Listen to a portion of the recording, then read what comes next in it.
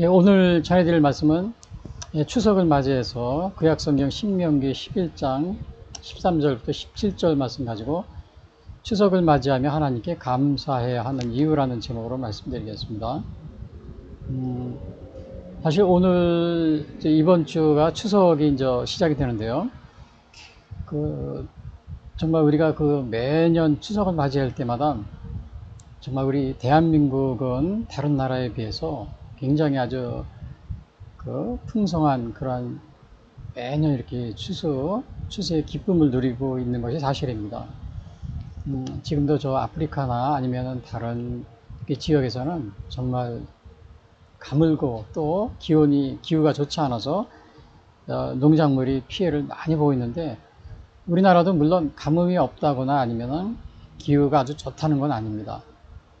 그러나 다른 나라에 비해서 그래도 그동안에 제가 어렸을 때부터 지금까지 크게 아주 그냥 가물어 가지고 이렇게 식량이 부족하거나 또 모든 이렇게 곡식이라든지 과일이 이렇게 부족한 그러한 경우는 거의 없음직한 그런 기억이 납니다. 그래서 대한민국의 오늘까지 성장 과정에서 어려움도 많았지만 또 그래도 다른 국가보다 또 성장하고 발전하는 데 있어서 우리가 하나님의 도우심이 있었다는 사실을 제가 그거를 오늘 신명기를 통해서 좀 알려드리려고 합니다.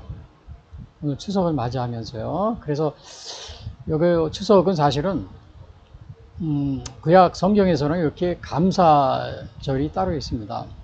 여기 보면은 이제 초실절, 칠칠절, 수장절이 있는데, 초실절은 이제 보리 이삭 할 때고요. 이삭 한 단을 드리는 것이고, 그래서 이렇게 이제 요게 되게 이제 이렇게 초실절 보리 이삭 한 단을 드리는 이런 그런 모습이고요. 그리고 칠칠절은 초실절에 50일이 되는 날 요거 밀수확 할 때 요게 칠칠절이 있었고요. 또 수장절은 연말에 가을 추수를 마친 다음에 이렇게 이제 감사하는데, 그런데 우리나라 같은 경우는, 미국 같은 경우는 추수감사절이 있어서 마지막에 이렇게 12월 추수 끝난 다음에 합니다. 그래서 좀 그런 대로 추수감사절이다 그런 의미가 있지만, 우리나라는 아직도 완전히 추수가 끝나지는 않았고, 이제 추수를 시작하거나 이제 연말 추수가 시작되거나 이제 그러한 경우입니다. 그래서 우리 이제 이렇게 우리가 이제 추석을 보내면서 사실은 이렇게 감사를 하는 그러한 명절인데, 이제 그러면서 또 하나는 이제 우리가 모이면은 요 차례라는 걸 또 드립니다. 추석날 차례. 이거 차례를 이렇게 드리고 여러 가지 과일 같은 거 갖다 놓고요. 그리고 이제 식구들이 이렇게 모여서 전통적인 추석날 가족 모습인데요. 그래서 요거는 우리가 이렇게 볼 때 이제 오늘 제목이 추석 감사의 배로서 우리가 감사해야 하는 이유를 좀 알아보는데, 간단히 추석에 대해서 보면 추석은 가을 저녁이다 이런 뜻이 있습니다. 가을추 저녁 석자입니다. 그래서 한자로 가을 저녁 이런 의미가 있는데요. 이거는 이제 신라 초기부터 이렇게 유행을 했다고 합니다. 그리고 이제 중추절이라고 그랬는데, 이거는 초추, 중추, 정추 이렇게 해서 중간에 있기 때문에 중추절. 그 다음에 이제 고대 신라에서는 추석에 활을 쏘고 또 해와 달신을 숭배했다고 합니다. 그래서 우리나라 원래 추석에는 또 이렇게 정월에도 보면은 이렇게 달을 중심으로 해가지고 이렇게 집을 갖다 이렇게 쌓아놓고 태우고 또 이제 달맞이 이런 것도 있습니다. 그래서 해와 달을 숭배하는 것이 여기에 곁들여 있습니다. 아마 하는 이유는 1년 동안 해와 달을 통해서 이제 이렇게 시기를 알게 되고, 또 이렇게 풍성한 이제 곡식을 하늘에서 내려주셨다. 우리 조상들은 아마 그러한 생각을 가지고 있기 때문에 아마 해와 달을 이렇게 숭배했던 것 같습니다. 그래서 이거는 이제 초실절, 칠칠절, 수장절도 아니고, 우리 추석은 그러나 여기 중간에 이렇게 아주 이렇게 걸쳐 있는데, 아무튼 우리가 이때 추석을 맞이해서 하나님께 감사를 해야 됩니다. 감사를 해야 되는데, 오늘 제가 이제 요 감사를 제가 말씀드리기 전에 매 추석 때 이렇게 이제 차례를 드리잖아요. 제사상이죠. 근데 이제 이거를 제사상을 이제 우리나라에 기독교가 들어오면서 이 제사가 조상 숭배 우상이다 그래가지고 아마 요 기록에는 1980년대에 이로 그 제사를 드리지 않겠다고 이렇게 한 시어머니와 며느리 사이에 이렇게 갈등이 있다가 그 자살한 사건이 있었습니다. 며느리가 1980년대 초에. 실제적으로 이게 신문에도 나오고 그러던 거예요. 그래서 오늘 제가 요 추석날 다 누구든지 이렇게 우리가 하나님께 풍성한 추석을 주신 것 감사하는 그러한 명절이지만 또 가족들이 이렇게 모이고요. 근데 이게 요 제사 문제 때문에 굉장히 많은 갈등을 일으키기 때문에 제가 그 문제에 대해서 좀 언급을 해드리려고 합니다. 그리고 중요한 거는 이제 우리가 요 감사합니다. 추석을 맞이해서 물론 미국처럼 이렇게 추석 감사절 그 기간하고는 좀 차이가 있지만은 그래도 우리가 가을에 드리는 거기 때문에 요 추수 감사 그거를 추석 감사 이런 식으로 제가 이렇게 명칭을 감사해야 하는 이유를 제가 이렇게 적어봤습니다. 첫 번째 보면은 하나님을 사랑하며 요게 이제 신명기 13장에 보면 하나님을 사랑하며 하나님 말씀에 순종하며 늦은 비 이른 비를 주셔서 풍성한 수확을 얻게 해주신다. 그래서 우리가 감사해야 된다는 겁니다. 근데 우리가 하나님이 우리에게 풍성한 수확을 주시는 그렇게 받으려면 어떻게 되느냐 하면은 하나님 말씀에 여기서 보니까 하나님 말씀에 순종하면 그랬어요. 그리고 늦은 비 이른 비를 우리에게 주시는데 그때 그렇기 때문에 우리가 하나님이 우리에게 풍성한 수확을 거둘 수 있게 해주셨기 때문에 우리가 감사해야 된다. 그렇게 우리가 볼 수 있습니다. 그래서 13절에 보면 내가 오늘 너희에게 명하는 내 명령을 너희가 만일 청정하고 너희 하나님 여호와를 사랑하여 마음을 다하고 뜻을 다하여 섬기면 그랬어요. 여기서 이제 순종하라 이제 이런 것이 나오죠. 순종 하나님 말씀에 청종하고 순종하라. 처음에 이 청중이라고 그랬는데 여기서 obey라는 말을 썼어요. obey. If you faithfully obey the commands 그랬는데 사실은 요거 NIV인데 킹 제임스에서는 요거를 hear라는 말을 썼습니다. hear, hearken인가 이렇게 써서 hear요. 그래서 들으면 이런 뜻이에요. 그래서 사실은 우리가 하나님의 말씀을 순종하려면 먼저 청종하는 데서 시작이 됩니다. 그래서 로마서 10장 17절에도 보면은 그러므로 믿음은 들음에서 나며 들음은 그리스도의 말씀으로 말미암느니라. 그래서 우리가 이렇게 청종하는 여기 뭐라 그랬어요? 내 명령을 내가 오늘날 너에게 명하는 내 명령을 너희가 만약 청종하면 그리고 믿음은 들음에서 난다고 그랬죠. 들음은 그리스도의 말씀으로 말미암는다 그랬고요. 그리고 이제 여기서 여호와를 사랑하면 청종하고 너희 하나님 여호와를 사랑하여 그랬어요. 근데 여호와를 사랑하라는 것은 신명기 6장 4절에 이게 나옵니다. 오늘은 이거 11장이지만은 거기 6장 4절에 보면 이런 말이 있습니다.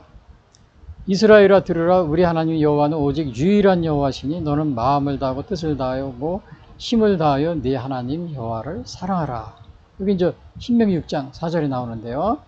그리고 우리가 그러면 하나님을 사랑하는데 이 세상을 살다 보면은 하나님을 사랑한다고 이렇게 결심을 하고 그러지만은 때로는 우리가 이제 이 세상에서 나가서 돈도 벌고 또 직장에도 다니고 또 사업도 하다 보면은 우리가 돈을 더 사랑할 때가 있어요. 그래서 하나님은 뭐라 그러냐면은 하나님과 재물을 겸하여 섬길 수 없다고 그래요. 그러니까 재물을 더 사랑해서 안 된다. 이런 말씀하십니다. 그래서 마태복음 6장 24절에 보면 한 사람이 두 주인을 섬기지 못할 것이니 혹 이를 미워하고 저를 사랑하거나 혹 이를 중히 여기고 저를 경히 여김이라. 너희가 하나님과 재물을 겸하여 섬기지 못하느니라. 그래서 우리가 하나님을 이렇게 여호와를 사랑하라고 그랬는데 정말 우리가 말씀을 듣고 믿음이 생겼어요. 그런데 여기 하나님 말씀을 이렇게 하나님을 사랑하다 보니까 이 세상에서 일도 하고 또 돈도 벌고 사업도 하고 그러다 보니까 하나님 사랑하는 걸 등한시하게 됩니다. 그리고 재물을 더 중요시 여기고, 그러다 보니까는 이제 사업이 바쁘다고, 돈 버는 게 바쁘다 그래서 교회도 안 나가고, 주일날 하나님 앞에 나가서 예배 드리는 거를 등한시하고, 그리고 이제 막 그렇게 하게 됩니다. 여기서 예수님이 뭐라 했어요? 한 사람이 두 주인을 섬기지 못할 것이니 혹 이를 미워하고 저를 사랑하거나 혹 이를 중히 여기고 저를 겸히 여김이라. 너희가 하나님과 재물을 겸하여 섬기지 못하느니라. 그래서 하나님보다 재물을 더 사랑하지 못하다. 근데 또 우리가 살다 보면은 또 우리가 이제 우리 추석 때도 이거 지금요 차례를 지내잖아요. 이것도 부모님 공경하는 거예요. 근데 아무리 이 차례를 지금 부모님 공경한다고 해서 이거보다도 하나님 말씀이 우선입니다. 그래서 여기서 예수님은 또 그러셔요. 하나님보다 가족을 더 사랑하는 것을 합당하지 않다. 내게 합당하지 않다.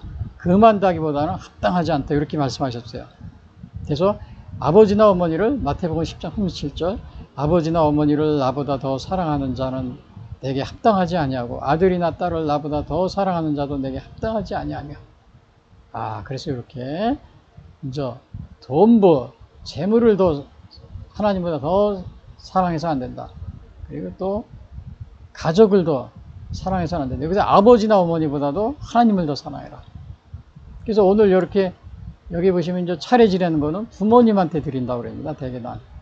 그리고 부모님한테 드리는데, 그러나 하나님은 뭐라고 그러셨어요? 아버지나 어머니를 나보다 더 사랑하는 자는 내게 합당하지 않다. 이렇게 말씀하셨습니다. 그래서 부모님을 사랑하지 말라는 건 아니에요. 하나님을 더 사랑해야 된다. 이제 이러한 의미를 가지고 있습니다. 그래서 그 다음에 여기 보시면은 마음을 다하고 뜻을 다하여 섬기면 그랬어요. 요거는 우리 하나님을 사랑하는데 그냥 사랑하는 척 그렇게 하는 게 아니고 정말 전적인 헌신과 사랑을 가지고 사랑을 해야 된다는 겁니다. 전적인 헌신과 전적인 헌신으로요. 그래서 마태복음 23장 22장 37절에도 율법사가 그럽니다. 첫 번째 되는 계명이 무엇입니까? 이렇게 물어봤을 때 예수님이 이렇게 말씀하십니다. 마태복음 22장 37절에서 예수께서 이르시되 내 마음을 다하고 목숨을 다하고 뜻을 다하여 주 너의 하나님을 사랑하라. 이제 이렇게 우리가 마음을 다하고 뜻을 다하고 이렇게 하나님을 사랑하라. 이렇게 말씀하셨어요. 그래서 우리가 이 추석 때 추석을 여기 맞이하면서 여기 이제 제목이 뭐가 돼요? 여기 제목이 오늘 보니까 추석을 맞이하며 하나님께 감사해야 되는 이유. 왜 감사해야 되는 거예요, 이게? 늦은 비와 이른 비를 주셔서 풍성한 수확을 얻게 해주셨기 때문에. 근데 그 늦은 비와 이름을 우리가 하나님께 받으려면 어떻게 된다고 그랬어요? 이게 하나님 말씀에 청종하고 하나님 말씀을 순종하고 이렇게 해야 하나님께서 이른 비와 늦은 비를 주셔서 수확을 얻게 해주신다고 그랬어요. 그리고 이거 보시면은 여호와께서 또 너희의 땅에, 그래서 하나님 말씀을 순종하면 너희 땅에 이른 비 늦은 비를 여기 적당한 때에 내리시리니 그랬어요. 너희가 곡식과 포도주와 기름을 얻을 것이요. 그래서 요거는 이제 여기서 보면 이른 비와 늦은 비라고 그랬습니다. 이른 비. 근데 여기서 이른 비는 그 밑에 영어로 보니까 NIV 보니까 both autumn and spring rain라고 그랬는데, 우리는 이른 비가 뭐예요? 봄에 오는 스프링 레인즈를 봄비를 갖다 이른 비라고 그래요. 그리고 가을에 오는 요 autumn rains를 늦은 비라고 그래요. 근데 요 팔레스타인은 요 이스라엘 지역은 지중해성 기후라 그래가지고 반대입니다. 가을에 오는 비 이거를 이른 비라고 그러고 그 다음에 봄에 오는 비를 늦은 비라고 합니다. 그리고 그 지중해성 기후는 겨울에 우리나라는 이게 뭐 영하 10도, 20도 막 내려가잖아요. 근데 이 지중해성 기후는 영하로 내려가지 않는다고 그래요. 영상 6도에서 12도 사이, 겨울에도요, 1월 평균 기온이. 그러니까 온화한 거죠. 하고.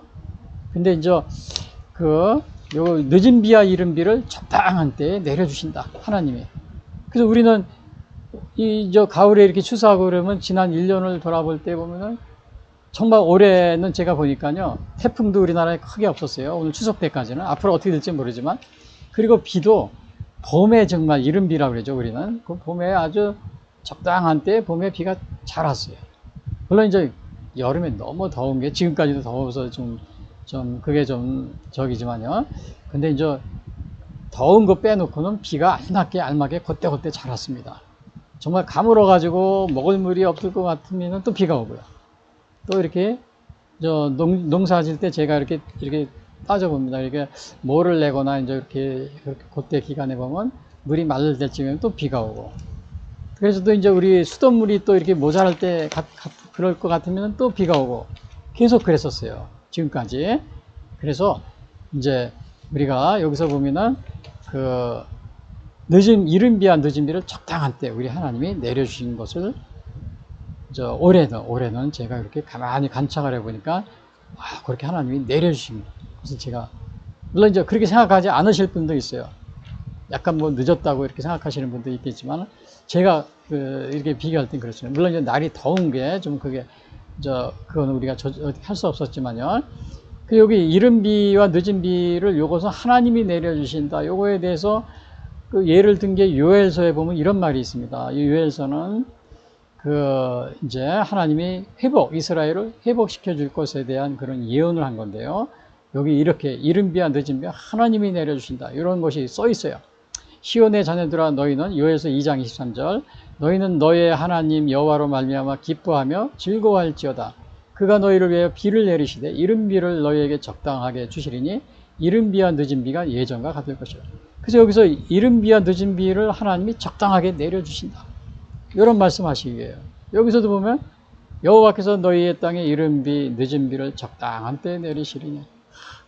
그래서 그동안에 우리는 정말 이 비가 오는 거, 또 우리에게 가물지 않고 또 풍년이 들고 이런 것들이 하나님이 내려주신 복이라는 사실을 여러분이 꼭 명심하셔야 됩니다. 그냥 뭐 과학적으로 뭐 이렇게 뭐 온도 때문에 또 찬 기운과 더운 기운이 만나서 자동적으로 된 거야. 우리는 이렇게 생각하기 쉬워요. 그러나 이제 이른 비 늦은 비 그 하나님이 우리에게 이것도 하나님이 주신 은혜라는 것을 이제 제가 그 뒤에 또 설명드리겠습니다. 그래서 여기서 곡식과 포도주와 기름을 이제 얻게 되는 거죠. 곡식, 포도주, 기름. 그래서 아마 곡식은 이스라엘 지역의 곡식은 밀하고 보일입니다.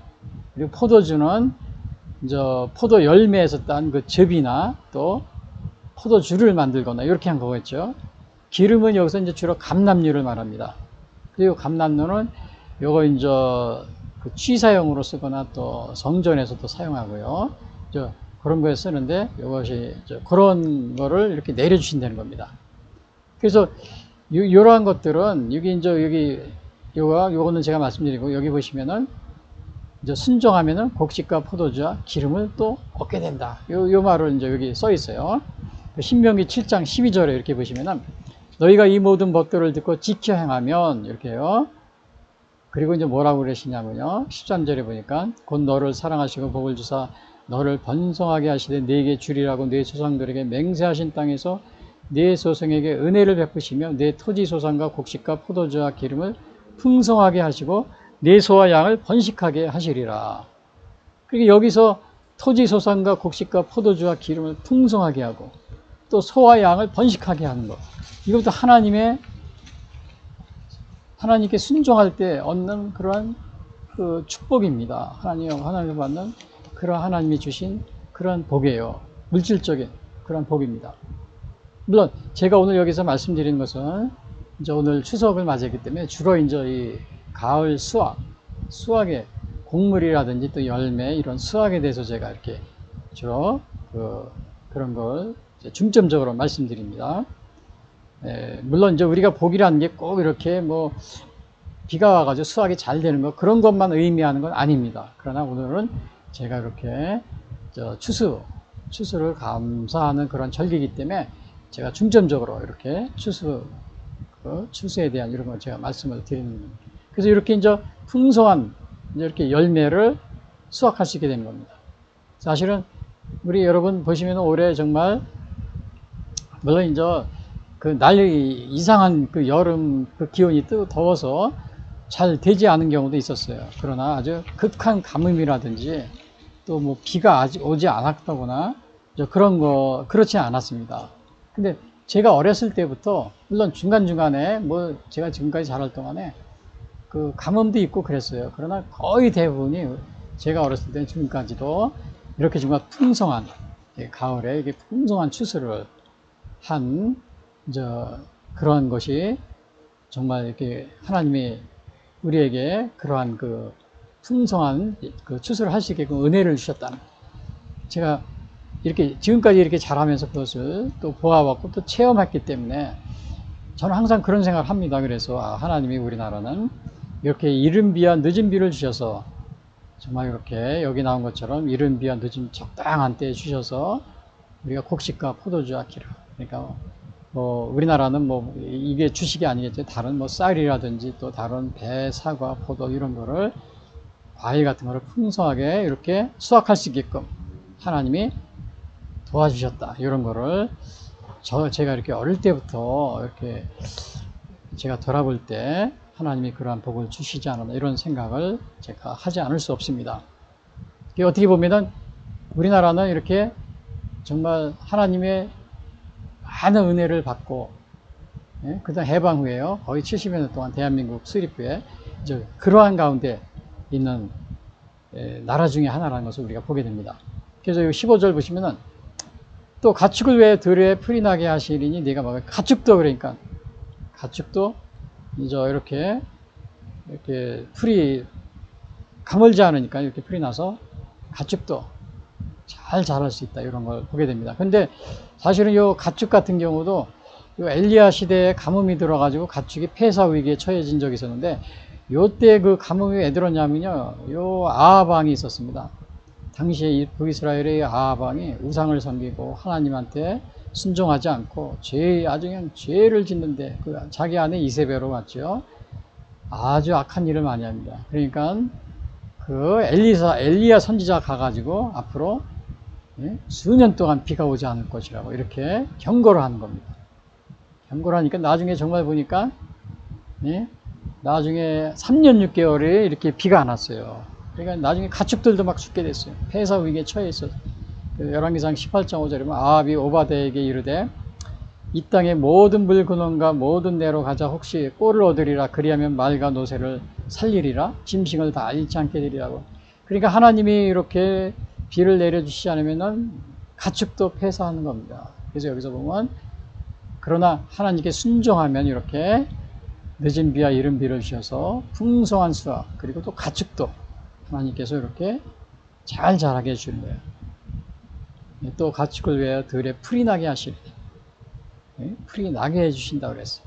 그래서 우리가 사실은 우리가 가축을 키우고 또 수확을 하고 이러한 것들이 내가 열심히 해가지고 또 내가 정말 가축들을 잘 돌보아서 이렇게 하는 것 같지만 실제로는 하나님께서 이렇게 우리에게 이러한 은혜를 베풀어 주지 않으면은 우리는 아무것도 할 수 없다.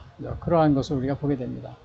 그래서 이렇게 우리가 풍성한 수확을 하는데, 근데 여기서 질문을 제가 이렇게 하나 해봤어요. 첫 번째 질문이 뭐냐면, 추석을 맞이하며 그동안 하나님이 이 땅에 풍성한 수확을 주신 것에 감사하고 있는가? 그래서 우리는 정말 우리 대한민국은요, 저 외국에서 이렇게 외국에 있는 사람이 우리나라면 깜짝 놀랍니다. 어디 가든지 저 유럽만 해도 이렇게 수돗물 같은데 석회물이 많이 나오고 그래서 아주 안 좋다고 그럽니다. 유럽, 뭐 프랑스나 이런데요, 뭐 이태리 이런데. 근데 그 우리나라에 오면은 사람들이 깜짝 놀랍니다. 이렇게 물도 맑고 또 마음껏 이렇게 쓸 수도 있고, 그 다음에 사계절이 뚜렷하고, 그래서 사실은 이제 가뭄이라든지 이런 게 아주 극심한 가뭄 이런 게 거의 없는 나라가 우리나라입니다. 저 아프리카나 지금도 보면은 가물어 가지고 이렇게 식량을 이렇게 물도 없어 가지고 이런 나라들이 많이 있어요. 그래서 우리는 이렇게 하나님이 또 때를 따라 이렇게 비를 이른 비 늦은 비 내려주시고요. 그래서 우리가 이거 하나님한테 이거 정말 감사해야 됩니다. 이것이 뭐 비가 오는 것이 과학적인 그러한 작용에 의해서 저절로 오는 거야 이렇게 생각할 수 있겠지만, 근본적으로 하나님께서 이 자연도 다스린다는 사실을요. 그리고 두 번째는 오늘날 질문 두 번째는요. 대한민국이 크게 성장한 것은 하나님의 도우심이 있었다는 생각을 해본 적이 있는가. 물론 이제 하나님의 이른 비와 늦은 비를 주셔가지고 또 우리에게 이렇게 풍성한 수확을 하게 해주지만 또 이제 이거는 우리 대한민국도 하나님이 정말 이렇게 도우셔가지고 우리에게 이렇게 우리나라를 크게 지금 성장했잖아요. 전 세계적으로 이렇게 비교해 볼 때 정말 모든 게 10위 안에 들고 있는 그러한 상황에 있잖아요. 근데 사실은 우리가 이제 이것이 물론 이제 천주교가 들어온 게 한 200여 년이 넘었고요. 우리 개신교는 뭐 100몇 년이 넘었지만은 특히 아주 갈목할 만한 성장을 이룬 것은 대한민국 정부 수립 후에 이승만 대통령이요. 대한민국 정부를 수립하는데 정말 하나님께 기도하고 또 믿음 안에서 또 성경 말씀에 기초해서 헌법을 만들고 그래가지고 이 나라를 건국한 겁니다. 그래서 그 한 70여 년이 지금 지났지만 우리나라가 굉장한 많은 성장을 했잖아요. 그리고 특별히 이제 우리나라가 물론 천주교도 있고 그러지만 주로 이제 개신교의 영향을 이제 본격적으로 받으면서 이렇게 많은 성장을 이루었다는 거예요. 여기에 대해서 다른 나라에 비교해 볼 때 그렇잖아요. 그래서 우리는 솔직한 얘기로 정말 이승만 대통령 초기에 우리나라를 이렇게 하나님의 말씀에 기초해서 세웠다는 것을 여러분이 또 헌법을 그렇게 만들고 이거를 여러분이 감사해야 되는 겁니다.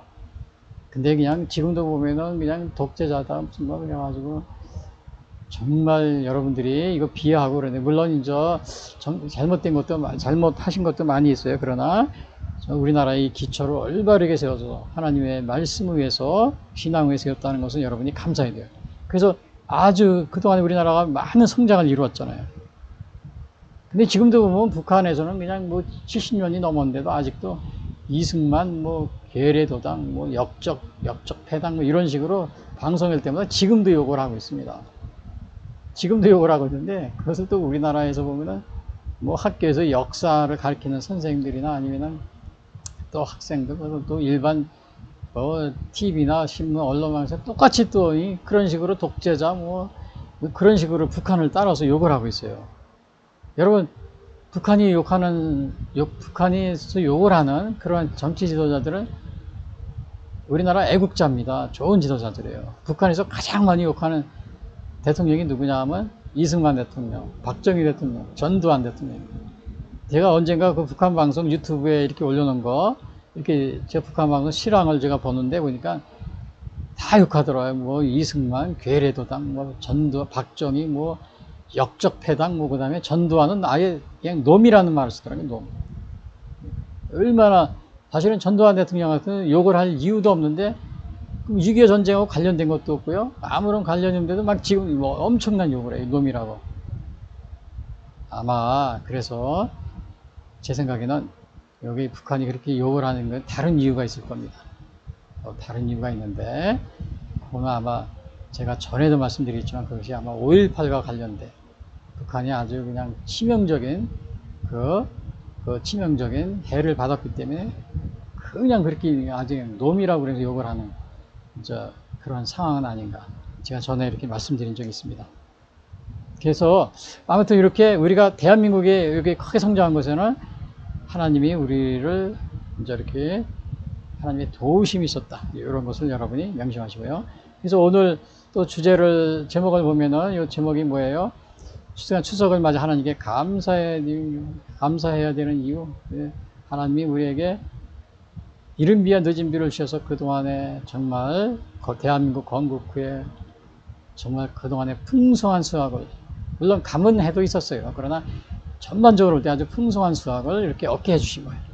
그래서 우리가 하나님의 감사해요. 또 우리나라도 이렇게 많은 성장을 이룰 수 있게끔 도와주신 거에 대해서 감사해야 되고요. 그리고 또 우리가 이제 감사를 해야 되는 게 또 이제 왜 우리가 감사해야 되냐면요. 여기 보시면은 요게 있습니다. 그래서 근데 이제 우리가 이거를 하나님을 섬기면은 이렇게 하나님께 복을 받고 그렇게 이른 비 늦은 비 이런 거를 우리가 이제 그런 것을 인해서 풍성한 수확을 얻고 또 우리 국가도 발전하지만 또 반대로 요거 이제 우상을 섬기게 되면 비를 내리지 않게 하심으로 수확이 없어 멸망하게 된다. 이거를 말씀하십니다. 우상을 섬기게 되면. 그래서 여기 16절에 보면 너희는 스스로 삼가라 두렵건대 마음에 미혹하여 돌이켜 다른 신들을 섬기며 그것에게 절함으로. 이거 이제 이렇게 미혹받는다고 그랬죠. 미혹. 이거 미혹받는다는 거는 이제 원래 원어로 그 해석을 풀어보면은 열리다 이런 뜻이 가보세요. 그러니까 마음이 열려 있다는 거예요. 그러니까 죄나 유혹이 쉽게 들어올 수 있는 거죠. 죄나 유혹이 쉽게 들어오게 열려 있는 걸 미혹이라고 합니다. 원어를 이렇게 풀이해 보면요. 그래서 여러분들이 미혹을 받지 않으려면 어떻게 해야 돼요? 예? 이거 다른 신을 이렇게 막 섬긴다든지 미혹받으면 막 이스라엘이 막 하나님을 믿다가 또 우상을 섬기는 이러한 모습이에요. 그래서 우리가 마음을 지켜야 돼요. 마음을 사단이 틈타지 못하게 하면 마음을 지켜야 돼요. 근데 여기서 마음을 지킨 여기 보면 잠언 4장 23절입니다. 내 마음을 모든 지킬 만한 것 중에 더욱 내 마음을 지키나 생명의 그는 이에 남이라. 베드로전서 5장 8절은 근심하라 깨어라 너의 대적마귀가 우는 사자같이 두루다니며 삼킬 차를 찾느니 그랬어요. 여러분 사자가 배고픈 사자가 제가 가끔 가다 보면은 이제 아프리카 이렇게 동물들이 막 살아가는 데 있어요. 거기서는 이제 사자들이 배고프면 막 자기 먹잇감을 찾으러 다닙니다. 그래가지고 배가 고플 때는 보면은 정말 인정사정 없이 지나가는 이렇게 동물들을 막 사슴이라든지 또 이렇게 많은 동물 여러 있잖아요. 심지어는 코끼리한테도 배고프니까 코끼리한테도 어마어마하게 큰 코끼리도 저기 호랑이들이 달려들어서 그거를 먹잇감으로 삼더라고요. 그 정도입니다. 그래서 여러분들의 대적마귀가 깨어서 우는 사자같이 사형필자를 찾으러 다니기 때문에 여러분이 마음을 지키는 것이 중요하다.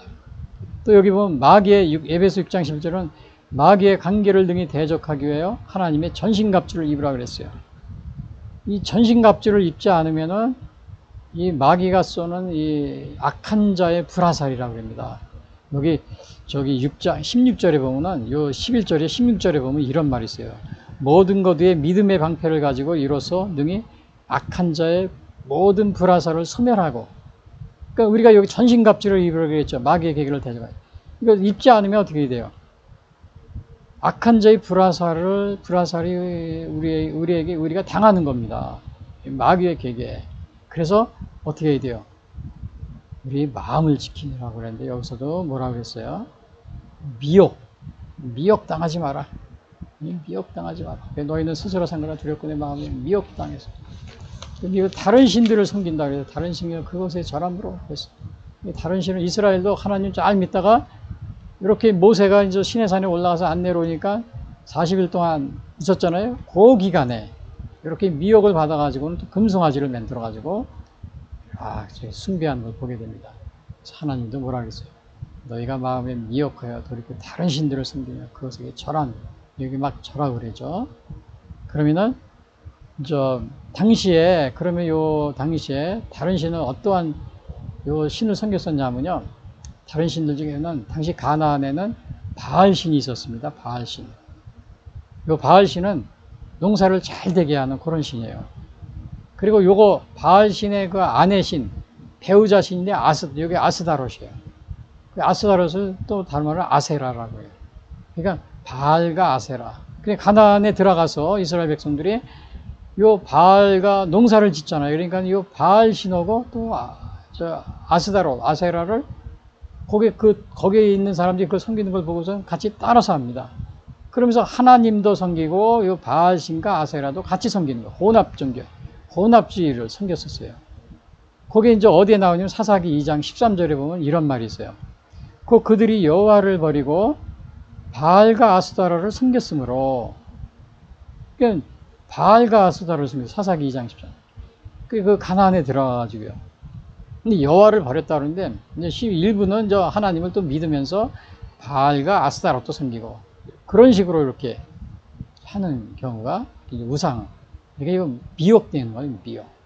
마음을 지키지 못해가지고 여기 마음을 지키라고 그랬죠.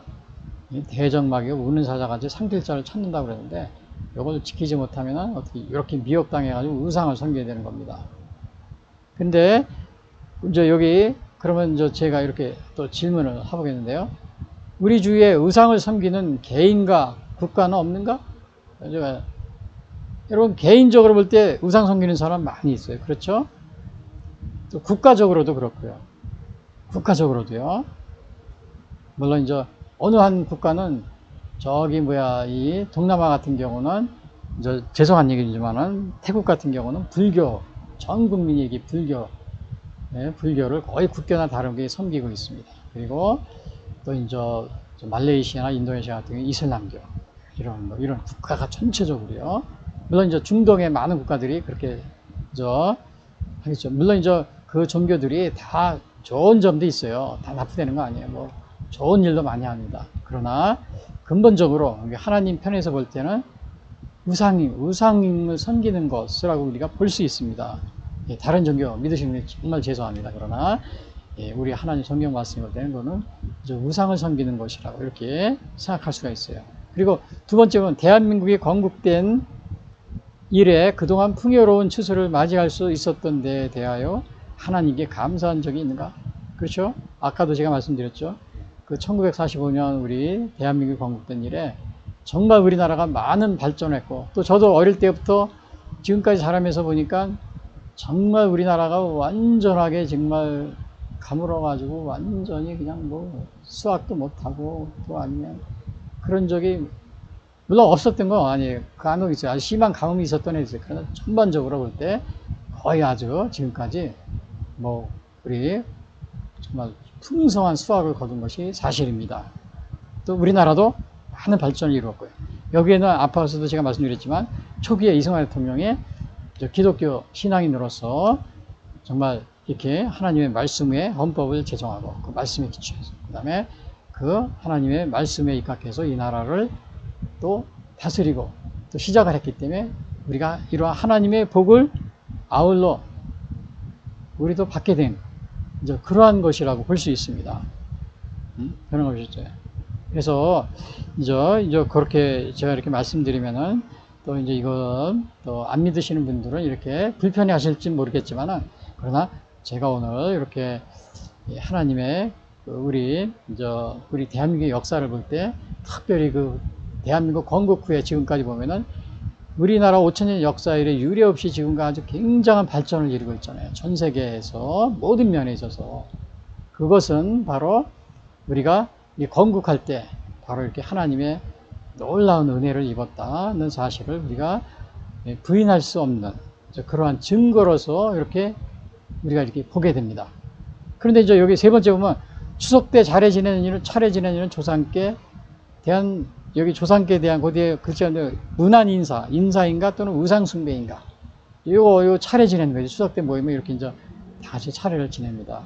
이것이 그냥 인사인가 조상에 대한 부모님에 대한 인사인가 아니면 우상 숭배인가 이거에 대한 찬반 논쟁이 많이 있습니다. 예, 찬반 논쟁이 많이 있는데 정말 물론 기독교인 가운데서도 한 50% 정도는 한 70% 정도는 이거는 우상이다 이렇게 하시는 분이 있고 또 나머지 30% 정도는 아니다 이거는 부모님에 대한 효도다 이렇게 얘기하시는 분도 있어요. 그러나 우리 이제 성경에 보면은 여기 십계명이 여기 나오잖아요. 우상 숭배 금지 명령 여기 나옵니다. 너를 위해 새긴 우상을 만들지 마. 출애굽기 10장 4절에 보면 하늘에 있는 것이나 아래로 땅에 있는 것이 땅 아래 물속에 있는 것에 어떤 형상을 만들지 마. 그것들에게 절하지 말며 그것들을 섬기지 말라. 절하지 말고 섬기지 말라 그랬어요. 그러면 이런 것이 우상이 되겠느냐? 아니라는 분도 있고 또 그냥 부모에 대한 효도의 그 정신을 효도라는 이렇게 하시는 분도 있어요. 그러나 그래서 이제 이거 제가 여기 보니까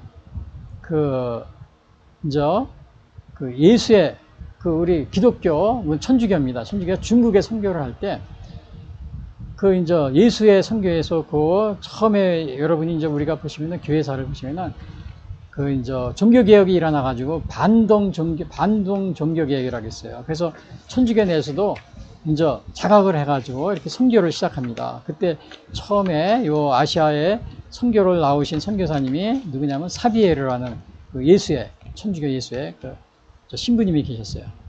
중부, 이제 일본에 선교하고, 이렇게 동남아를 이렇게 오서 일본에 선교하고, 나중에 중국에 가다 중간에 거의 다 가서 이렇게 사망을 하게 됩니다. 불행히도.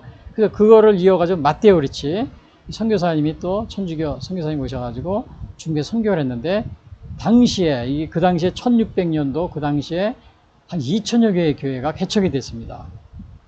그리고 그러다 개척을 하는데 토착화라는 겁니다. 토착화를 시도했어요. 토착화를 시도했는데 여기 보니까 가니까 중국 사람이 이렇게 조상제사를 지내는 거예요. 조상제사를 지내고 가정에 모이면은, 그러니까 요 마테오 리치라는 요 신부는 토착화를 적당히 중국 사람들이 믿는 요 천주를, 하늘을 뭐 천주라고 그랬잖아요. 이거를 하나님이라고 이렇게 해석하고, 또 조상숭배는 간습이다, 사회적 간습, 이런 식으로 해석해가지고 다 이렇게 따라서 하면서 전도하고 그랬습니다. 전도하고 그랬는데, 마치 거기서 이제 어떻게 전도하고 있나, 그 로마 교황청에서 도미니크 스토에나 이런 사람들을 소속을 보내가지고 이렇게 그거를 이제 이렇게 보게 됐는데, 와서 이렇게 보니까 같이 이렇게 참여해가지고 조상 이렇게 제사 지내는 거 보니까 완전히 이교도 우상숭배나 다름이 없는 것이다, 이렇게 생각을 해가지고는 그걸 보고 깜짝 놀래가지고 교황청에 보고를 한 겁니다. 그래서 교황청에서는 그거 조상숭배 제사 지내지 마라, 이렇게 결정을 내렸어요. 결정을 내렸는데, 또 후에 교황청에서는 나중에 또 어떠한 결정을 내리냐면요, 여기 제가 이렇게 써놨는데, 여기 나중에는 제 134조 1항의 교황청에서 조상교 제사는 근본 정신은 그 효를 행하는 것이기 때문에 그 정신을 살려가지고는 조상제사를 지낼 수 있도록 이렇게 그걸 막지 마라, 이렇게 결정을, 여기 그에 써 있는 겁니다. 제사의 근본 정신은 선조에게 효를 실천하고 생명의 전원점과 이렇게 쫙 그렇게 써 있죠. 그리고 나서는 이제 그 136조에 보면은 어떻게 2항에 보면 어떻게 쓰냐, 설이나 한가위 등의 명절에는 본당 교회 안에요, 공동체가 미사 전이나 후에 하나님께 대한 감사와 조상에게 대한 효성과 추모의 공동의식, 그게 이제 공동의식을 거행함이 바랍니다. 그래가지고는 요 천주교는 이렇게 명절 때 보면 이렇게 교회 안에 이렇게 제사상을 따로 이렇게 차려놓고 교인들이 이렇게 여기서 이제 와서 제사를 드리게 이렇게 해주고 있습니다. 지금 우리나라도요. 거기 나온 거는 요 천주교에서 초기에는 그 예수의 선교가 중국에서 이런 걸 보고 금했었는데, 나중에 교황청에서 이거는 조상의 그 효도하는 것이다, 부모에게.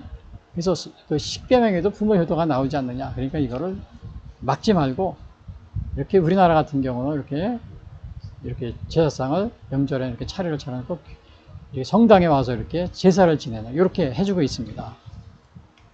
이렇게 해주고 있는데, 자, 그런데 지금 우리 이 문제에 대해서 우리가, 물론 마테오 리치 신부는 토착화를 시도해가지고 그렇게 했는데, 처음에는 교황청에서 이걸 반대를 받아서 폐지했었죠. 나중에는, 오늘날에는 이제 이런 식으로 하고 있습니다, 천주교에서. 근데 우리 이제 성경을 보면은, 그러면 이거 어떻게 되는 거지? 성경을 보면은 사도 베드로가 사실은 그 루스드라에서 그 안진뱅이를 고친, 요게 이제 루스드라예요. 1차 여행, 선교 여행 다닐 때 터키 지역에 루스드라가 있거든요. 거기서 요 안진뱅이를 이렇게 일으켜서 세웠어요. 사람들이 깜짝 놀라는 거예요. 걷지 못하는 사람이에요. 안진뱅이, 과거 개혁 성경에 안진뱅이를 나왔어요. 걷지 못하는 사람들을 이렇게 기도로 이렇게 하나님의 능력으로, 예수님의 능력으로 이렇게 걷게 해줍니다. 여기에 있던 많은 사람들이 깜짝 놀래가지고는 요 바울과 신라, 요 옆에 이제 바울과 신라 있죠. 바울과 신라에게 소를 끌고 오고, 또 꽃, 화환을 가지고 와서 막 제사를 지내려고 그래요. 신이라고 그러면서요. 근데 사도 베드로가 막 남을 합니다. 여기서 뭐라고 그랬냐면요, 사도행전 14장 14절에 보면 두 사도 바나와 바울이 듣고 막 제사를 지내려고 자기들한테 옷을 찢고 무리 가운데 뛰어 들어가서 소리질러 이르되, 여러분이 어찌 이러한 일을 하느냐. 우리도 여러분과 같은 성정을 가진 사람이라 여러분에게 복음을 전하는 것은 헛된 신 일을 버리고 천지와 바다와 그 가운데 만물을 지으신 살아계신 하나님께 돌아오게 합니다. 그러면서 이제 이렇게 베드로 사도는 이거를 아주 그냥 극구 막습니다. 자기에게 이렇게 제사를 이렇게 드리지 못하게. 그 사람들은 신으로 여기는 거죠. 신으로 여기면서 제사를 드리는 겁니다. 근데 이제 여기 천주교는 그러나 이제 물론 또 나아가서 또 요런 게 있습니다. 제가 이 천주교 요거 대해서 말씀드리기 전에 이거 그 고린도전서 10장 20절에 보면은 그러나 천주교는 요것뿐만 아니고 신사 참배 때도 신사 참배는 하나의 예의다. 예례 의식이다. 우리도 보면은 뭐 인사한다든지 또 그런 게 있잖아요. 그 예절 의식이다. 그래가지고 천주교는 또 신사 참배를 일본 식민지 때 허락을 한 적이 있었습니다. 이것도 마찬가지고요. 근데 이제 바울 같은 경우는 이거 극구 못하겠죠. 그 다음에 고린도전서 10장 20절에 보면 이런 말이 있습니다. 여기 무릇 이방인이 제사하는 것은 귀신에게 하는 것이요 하나님께 제사하는 것이 아니니 나는 너희가 귀신과 교제하는 자가 되기를 원하지 아니하노라. 너희가 주의 잔과 귀신의 잔을 겸하여 마시지 못하고 주의 식탁과 귀신의 식탁을 겸하여 참여하지 못하니라. 그래서 요거는 사도 바울이 그 우상 섬기는 거에 대해서 이렇게 이방인이 제사하는 것은 귀신에게 하는 것이다. 귀신과 교제하지 마라. 주의 잔과 귀신의 잔은 어떻게 같이 이렇게 하겠느냐, 섬기겠느냐, 이런 식으로 해서 요거 이제 그 나무라는 것을 보게 됩니다. 그 당시 고린도 교회에서 당시에 그 우상을 섬기는 거 요게 책망하면서요. 근데 요거를 이제 그림으로 그리면 이거예요. 이거 조상제사가 귀신에게 드리는 것이라고 해학적으로 묘사한 상상도인데 여기 제사를 드리면 귀신들이 와서 이렇게 먹는 이러한 모습이죠. 물론 이제 요거를 이제 상상해서 그려놓은 겁니다. 꼭 요렇다는 게 아니고요. 오해하지 마시기 바랍니다. 그래서 요런 게 있습니다. 요 바울 사도 같은 경우는 이방인의 제사하는 거, 요거는 귀신이 하는 것이다. 그래서 그 당시에 그 16세기에 이렇게 천주교 그 예수에서 중국을 선교할 때도 이렇게 이제 뭐 이게 뭡니까? 이게 제사 이런 거를 하나에 받아들였지만은 교황청에서 못하게 막아가지고 이제 이걸 폐지합니다. 근데 나중에는 오늘날에는 이렇게 천주교에서 이거를 받아들이고 이제 교회에서 이렇게 하고 있는 겁니다. 사실은 사도 베드로도 이거를 개인을 숭배하는 거 이런 거를 엄격하게 이렇게 막고 있죠. 또 우리 십계명에서도 그렇지만은 또 이방인 우상 숭배는 이거는 뭐 귀신에게 하는 것이다. 이런 식으로 얘기하고 있죠. 근데 이런 게 있습니다. 또 예수님은 아까 제가 말씀드렸지만 하나님을 사랑할 때 재물과 하나님을 겸하여 섬기지 말라. 마태복음 6장에서 제가 처음에 그 말씀을 드린 적 있죠. 두 주인을 섬길 수 없다고 그랬습니다. 또 여기서는 아버지나 어머니를 부모보다도 가족보다도 하나님보다 가족을 더 사랑하지 마라. 이것도 합당하지 않다. 이런 말씀하십니다. 그래서 마태복음 10장 37절 다시 보면요. 아버지나 어머니를 나보다 더 사랑하는 자는 내게 합당하지 아니하고 아들이나 딸을 나보다 더 사랑하는 자도 내게 합당하지 아니한다. 그러니까 요거는 요거는 뭐가 되는 거예요? 예? 부모보다도 부모를 더 하나님보다 섬기면 안 된다. 여기서는 우리 천주교에서는 뭐예요? 뭐라 그랬어요? 부모 공양이다. 교를 하는 것이 근본 정신을 살려야 된다. 그래서 이렇게 제단에서 교회 안에 이렇게 명절 때 이렇게 차려놓고 교인들에게 제사를 드리라고 이렇게 하고 있습니다. 그러나 여기 예수님 말씀은 하나님보다 부모와 가족을 더 사랑하는 일을 하면 합당하지 않다. 이렇게까지 말씀하고 계시죠. 또 그래서 이제 만약에 이런 사정, 이런 것이 있었기 때문에 결국은 우리가 이것을 요 천주교의 이런 그 제사를 이렇게 하는 것을 보면은 우리 이스라엘 백성이 가나안에 들어갔을 때 농사를 지으니까요. 그 당시에 거기서 숨기고 있던 그 풍요의 신인 바알과 아세라를 섬기듯이 혼합주의를 섬겼는데 오늘 요 천주교는 이것이 하나님도 공경하지만은 또 부모도 공경하라. 이러한 모습들이 혼합주의는 아닌가. 제가 그런 생각이 듭니다. 근데 워낙 이거를 뭐 해도 된다, 안 해도 된다, 이렇게 찬송 반대하는 분들이 서로 많이 있기 때문에 뭐 제가 이거는 이렇다 저렇다 이렇게 하면 아마 또 막 비난하고 그럴 겁니다. 그러나 우리가 지금까지 이렇게 살펴본 바에 의하면은 요거는 혼합주의에 가깝다. 이런 것이 거의 성경으로 볼 때는 그런 생각이 듭니다. 그래서 왜냐하면 부모님의 효도도 예수님께서는 아버지나 어머니를 나보다 더 사랑하는 자는 합당하지 않다. 이런 말씀도 하셨거든요. 부모를 공경하라. 십계명에 그렇게 나와 있지만요. 그래서 우리가 이제 제가 아까 요거 질문했던 게 뭐였었어요? 요 질문이 여기 보면은 추석 때 차례 지내는 일은 조상에 대한 인사인가 또는 우상 숭배인가? 실제로 천주교에서는 신사참배도 하나의 의례다 그래가지고 허용한 적이 있었어요. 일제시대, 일본시대에 허용을 했습니다. 교인들에게 공식적으로요. 그러니까 요것도 마찬가지인데, 그럼 과연 그 신사참배는 과연 그냥 우상숭배가 아니고 의례였나?